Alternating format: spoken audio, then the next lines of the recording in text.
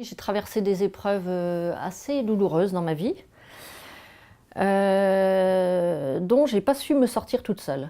Et pendant longtemps, j'ai pensé que ce qui était la seule chose qui valait le coup, c'était de savoir s'en sortir tout seul.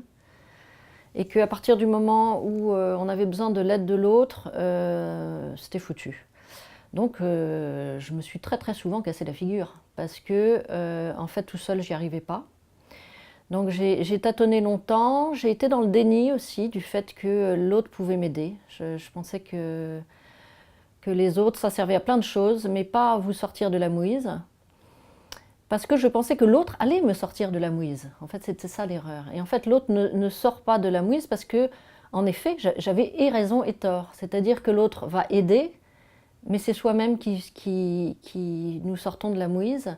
Parce que, en fait, tout le monde a les capacités de choisir sa vie, a les capacités de contourner les obstacles, a les capacités de faire des volte-face. Mais en fait, on ne le sait pas, ou on le sait de façon tronquée, ou qui ne sont pas complètement ajustées ou alignées.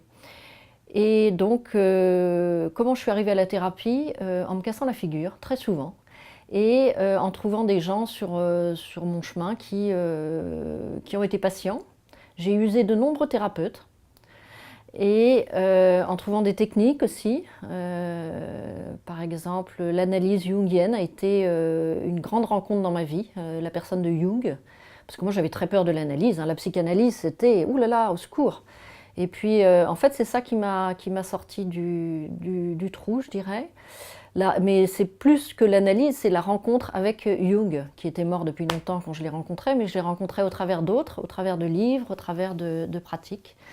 Donc il y a eu l'analyse, il y a eu la Gestalt aussi, qui a été une rencontre assez forte avec mes capacités corporelles, mes humeurs, mes émotions. Et puis tout ce qui va avec, l'art. Parce que je suis devenue sculpteur, peintre et plein de trucs. Plein de choses en fait. Voilà. Et puis passer derrière la caméra, parce qu'à force de faire des thérapies, de chercher, de me cogner à des murs, je me suis dit, mais finalement, comment ils font tous ces thérapeutes que je fatigue? Et puis je suis allée à des cours, et puis en allant à des cours, j'ai rencontré d'autres gens, et puis en rencontrant d'autres gens, ben, ça m'a donné envie.